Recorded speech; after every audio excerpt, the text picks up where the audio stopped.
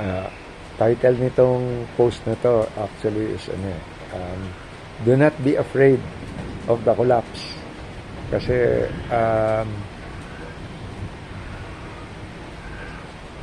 there is a distinct possibility naman kasi na um,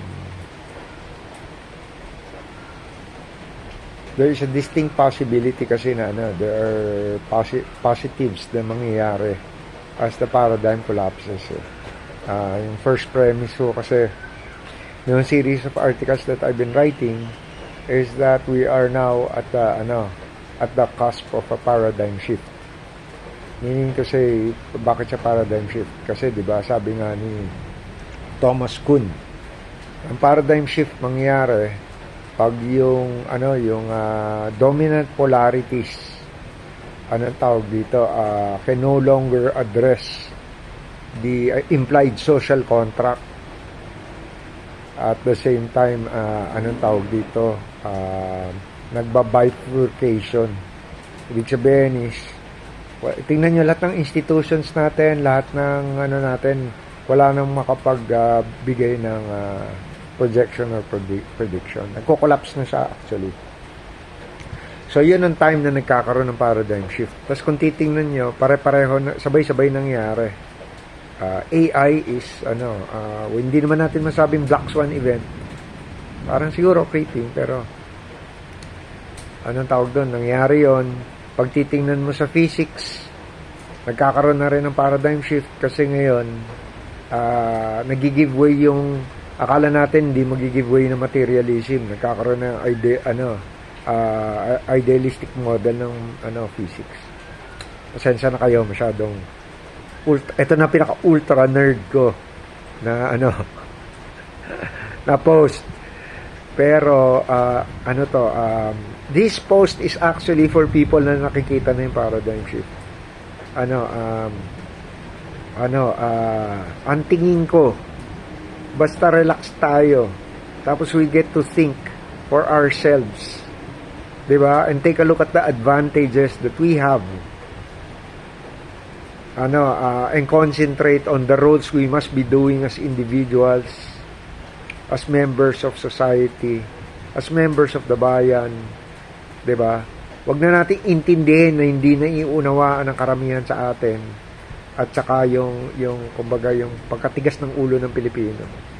Ay importante tayong nakakaunawa at gagampanan yung part natin para sa pagbabayanihan, 'di ba? At saka yung magkakapwa tayo, lalabas yan lalabas yun na yung paradigm shift mula sa atin. Kasi, alam mo, never natin naisip na Filipino na malay mo, ang kailangan na solusyon sa mga problema natin, pag na-solve natin, based sa kalagaan natin, malay mo, yun ang maging solusyon din sa pagkasara ulo ng mundo ngayon. Diba?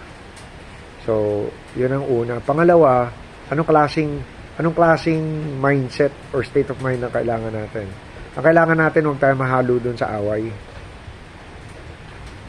I mean, yung kabuuan tingnan natin. It's not that we're going to condone yung mali. Pero we have to see everything, di ba? From its context and its perspective. Kahit nga yung mga kapatid natin na tulog lang yung mga yon. Nanggagaling sila sa takot eh. Kaya ang bansa natin, conditioned helpless. Kung titingnan nyo sa history natin, di ba? We are conditioned helpless. Number one, because of our education system.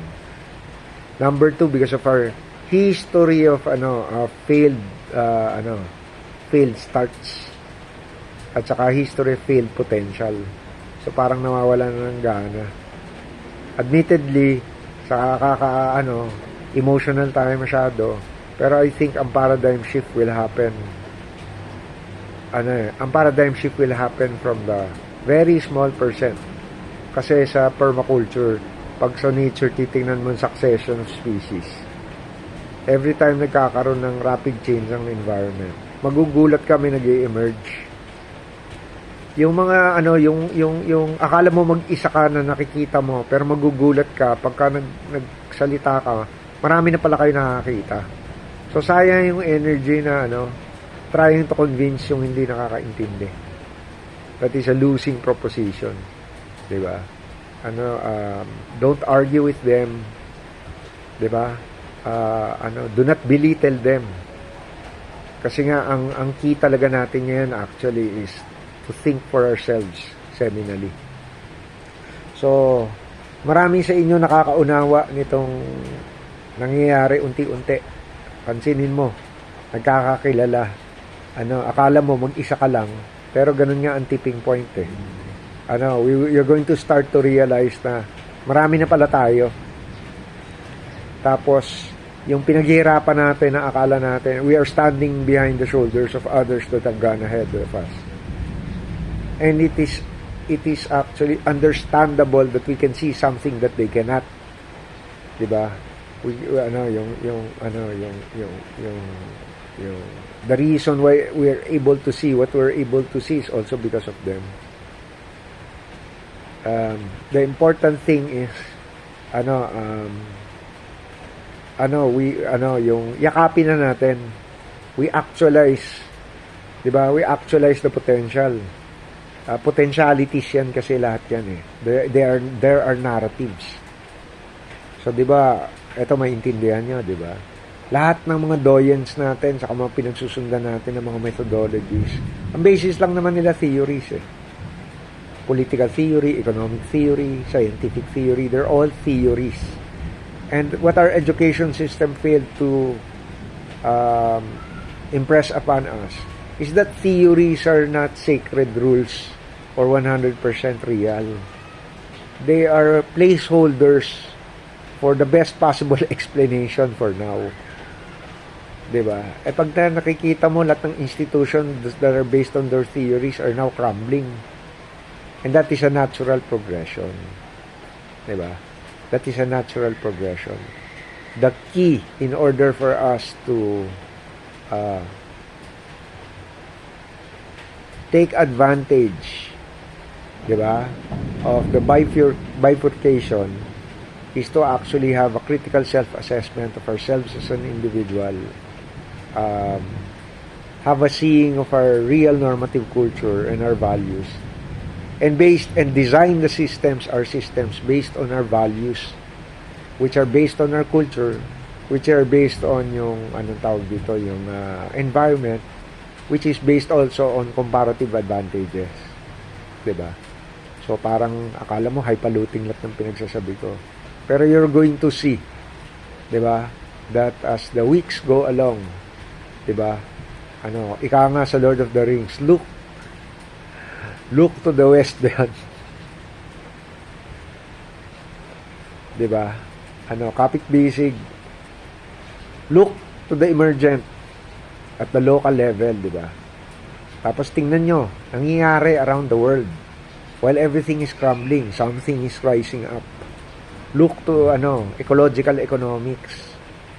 'Di ba? Look to place-based economies na naglalabasan. Look to alternative economic models. 'Di ba? Huwag kayo matakot dun sa sinasabi nila. Yung mga yung mga nagko-control, sabi nilang gano'n. Game theory pala makikita mo. It is at a point of diminishing returns. Sila by their very nature, nag-aaway-away na. Diba? Look to the emergent.